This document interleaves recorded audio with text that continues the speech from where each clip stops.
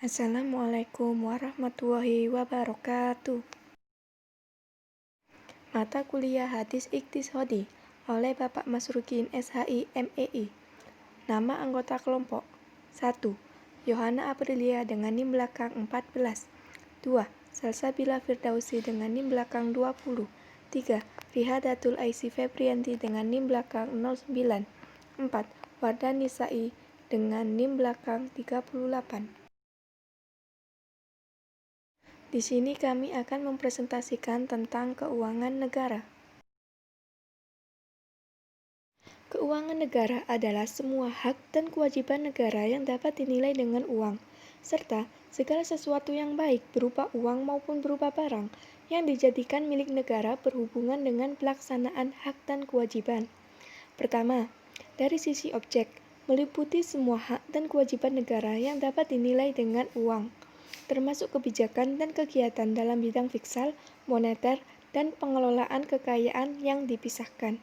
Kedua, dari sisi subjek, meliputi seluruh sisi objek sebagaimana yang dikuasai oleh pemerintah pusat, pemerintah daerah, perusahaan negara atau daerah, dan bidang lain yang ada kaitannya dengan keuangan negara. Yang ketiga, dari sisi proses, mencakup seluruh rangkaian kegiatan yang berkaitan dengan pengelolaan objek. Yang keempat, dari sisi tujuan, meliputi seluruh kebijakan, kegiatan, dan hubungan dengan hukum. Secara umum, keuangan negara mengurus masalah keuangan seperti penerimaan, pengeluaran, dan utang negara, serta administrasi dan pengawasan keuangan. Keuangan negara dalam pemerintahan Islam bertujuan untuk mensejahterakan warga negaranya, yang sumbernya diperoleh dari sumber pendapatan, yang sifatnya permanen dan temporer.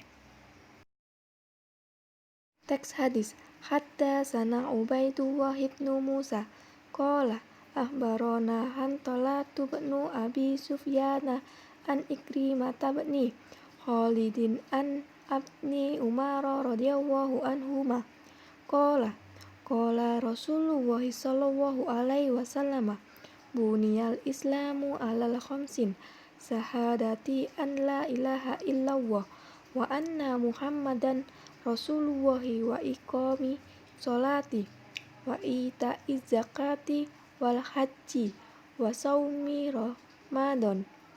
Artinya, telah menceritakan kepada kami Abdullah bin Musa, dia berkata, telah mengabarkan kepada kami Hanzalah bin Abu Sufyan dari Ikrimah bin Khalid dari Ibnu Umar berkata, Rasulullah Shallallahu Alaihi Wasallam bersabda, Islam dibangun di atas 5 landasan.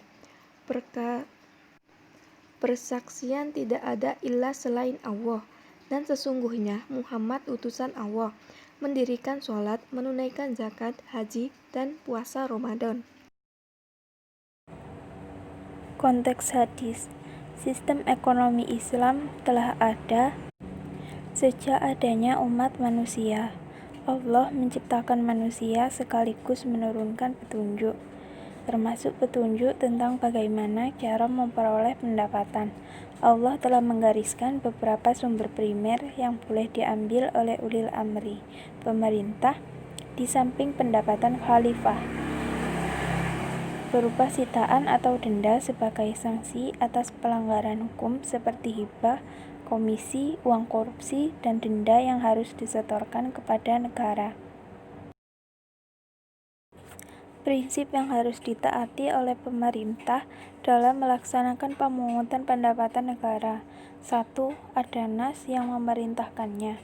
Seluruh pendapatan negara yang ada harus diperoleh dan didistribusikan sesuai dengan ketentuan Allah Subhanahu wa Ta'ala.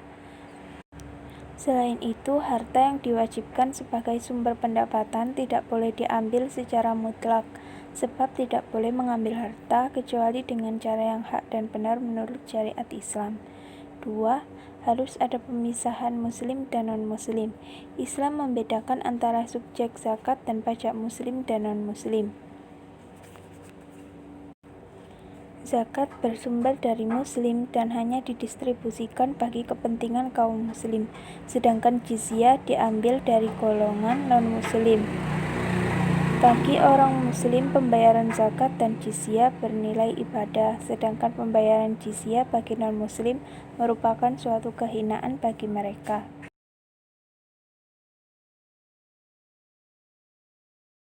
3. Hanya golongan kaya yang menanggung beban.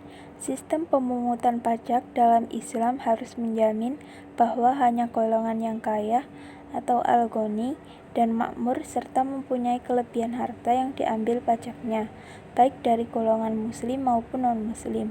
Harta orang kaya merupakan harta sisa dari pemenuhan kebutuhan primer dan sekundernya yang makruh. Oleh karena itu, kelebihan harta tidak bisa ditakar dengan standar tertentu yang berlaku umum untuk semua orang, namun masing-masing orang harus ditakar sesuai taraf hidupnya. 4. Adanya tuntutan soal kemaslahatan umum.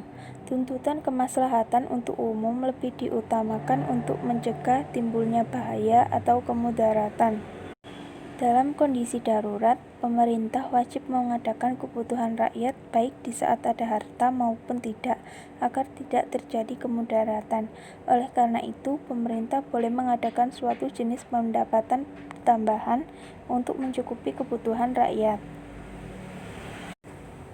Menurut tujuan penggunaannya, pendapatan negara dapat dibagi dua, yaitu pendapatan tidak resmi yang meliputi ghanimah dan sedekah, dan pendapatan resmi yang disebut juga fai, terdiri dari jizyah, kharaj, bea cukai.